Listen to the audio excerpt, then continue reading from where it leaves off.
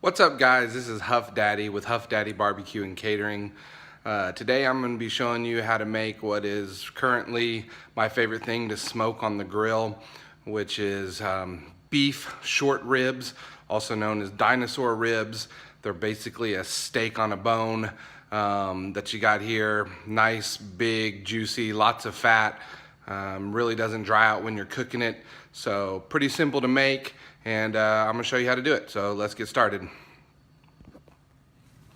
Okay, here we have the beef ribs. I got these from Costco.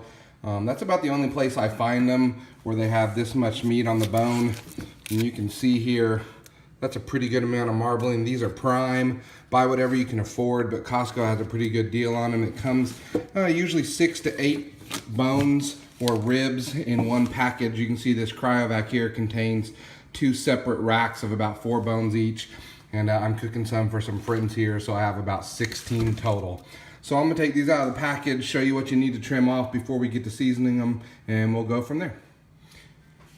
Okay, so here it is out of the package. I took one of them out here so you can see it. Really all I did was take it out of the cryovac, cut it, rinse it off. This side, the bone side, it has a membrane just like a pork rib would.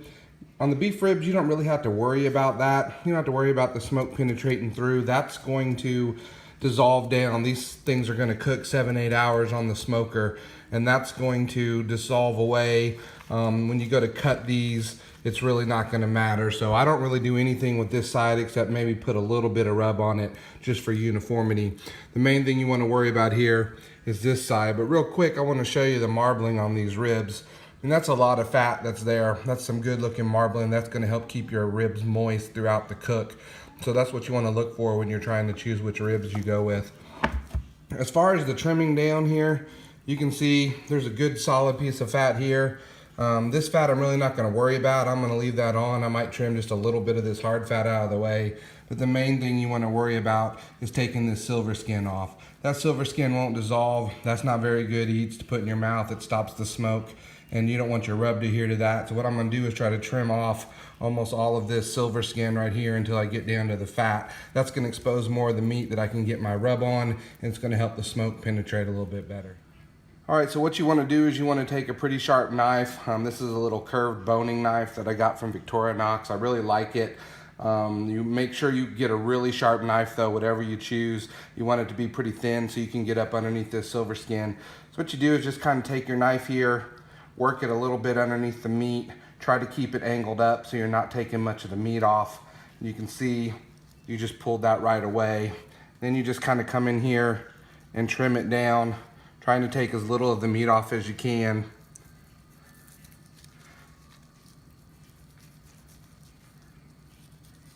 Till you get down to where you can see that meat, and that's what you want. So right through here, we'll do that again. Just come up through here with the knife, get it to where it pulls up away from the meat. You can get your finger underneath there or your thumb and pull it away. And that's what you're wanting to do, is expose all that meat down there. So I'm gonna trim up the rest of this, probably trim the others as well. And I'll show you the finished product after I get it all trimmed before I put the rub on it and it goes in the smoker. So I wanted to show you here why we take this silver skin off. So this piece right here was attached, and I got my knife under there as I was showing and took this off. So we went from this to when you took this piece off. See, there's not a lot of meat left on the underside, but look at this. You're exposing that meat so you can get your rub on it and the smoke to penetrate. And look at the marbling on that. I mean, that almost looks like a Wagyu, and I got that from Costco in the prime section.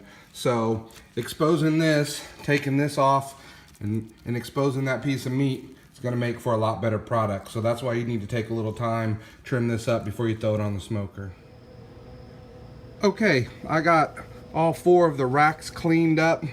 You can see here all the silver skin off. Not really anything on the back side. I just pulled them out of the fridge. I know a lot of people say to pull the meat out of the fridge early and let it warm up, come to room temperature. I don't like to do that. The reason why is because cold meat actually the smoke sticks to cold meat better. So I feel like you get a little bit smoke flavor if you put them on cold instead of letting them come to room temperature. So that's what I like to do. Usually what I do is Texas style with these beef ribs. Nothing but kosher salt, black pepper. Sometimes if I'm feeling kind of crazy, a little bit of garlic powder. But today I'm going to be trying something new that I've used on my briskets before. And considering they're both kind of a, fatty red meat, I was thinking it would be pretty good. I'm going to try this Black Ops from the Oakridge boys, or Oakridge Barbecue, Black Ops brisket rub. It's got all your basic stuff in it, salt, pepper, spices. It also has some chilies, and it also has some coffee and some ground shiitake mushrooms. So you're gonna get a little bit of a umami flavor, a little bit more earthy than just salt and pepper. So I'm gonna get this rubbed up here. I'm not gonna season it real hard, just kind of lightly, sprinkling it on, covering it all over the meat. Not really gonna worry about that backside. So let me get these all rubbed up here and I will show you what it looks like. All right, here we go. We got them seasoned up. You can see anywhere there's meat, I tried to get pretty uniform coverage. I got my smoker today. I'm running my Yoder YS 1500. I'm running it at about 275. I'm gonna put these on. They're probably going to smoke for about 7 or 8 hours at 275. I'm going to check them after the 2-hour mark, get a temp, and then just kind of check them every hour after that.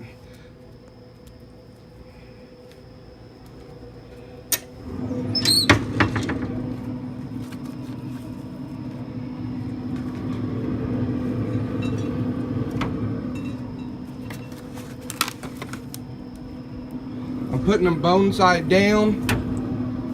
Really doesn't matter other than that. The bone side down, kind of protect it from the heat.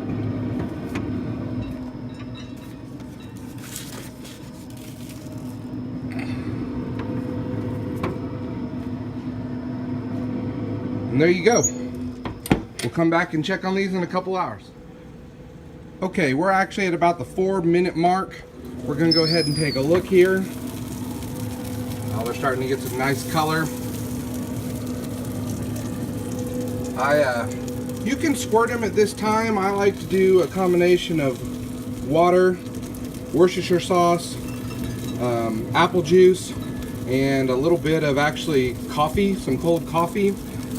You don't have to squirt them at this time. I like to do that only because, believe it or not, my family doesn't like the bark to be super crunchy.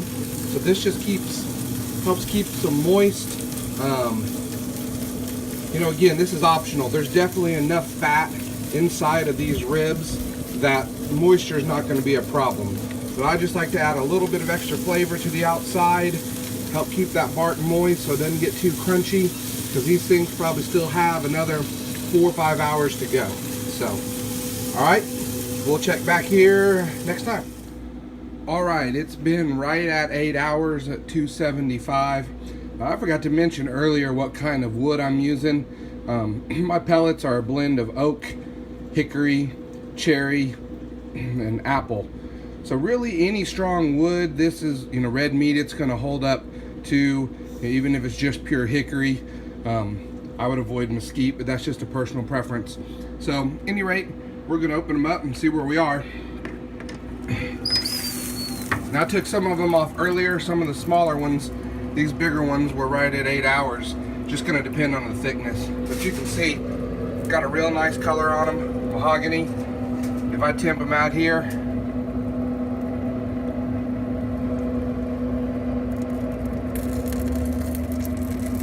right around 200, anywhere between 195 to 203, that's gonna be where you want. But really what you're looking for is when the probe goes in, you just want it to feel like it's going into Jello.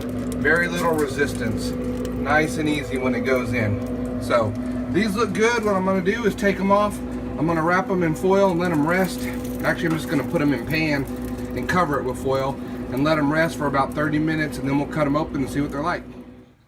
Okay, this is the final product. It's been resting in a pan covered with foil, like I said, for about 30 minutes, just to let the juices redistribute and cool down so you can hand them a little bit easier. So let's cut them open and see what we got. Oh yeah, knife goes through it real easy. A little bit of that membrane left on the bottom. There you go. It's got a good smoke ring on it. You can see a lot of the fat has melted away, but there's still a lot left. You look here, still plenty of juice left in that. Yeah, that should be pretty good. Can't wait to dig into that. Cut the rest of these up here. Yep, those look great. It's really what you're looking for there. That meat should come right off the bone. You want to be careful when you're eating them. Down here close to the bone from the meat side, there is a row of cartilage in there that doesn't make for very good eat, so they're not like a pork rib. You can't just eat them all the way down to the bone. You got to watch out for that layer of cartilage underneath there and not eat that, but the rest of it should be real good. Well, I'm going to finish cutting them up for my family, and I'll be back. Alright guys, well there you go. This is Huff Daddy, my first video ever, trying to post to YouTube here. I hope you enjoyed the beef ribs. If you have any questions, just let me know. Send a comment below and I'll try to get back to you on them. Huff Daddy, out.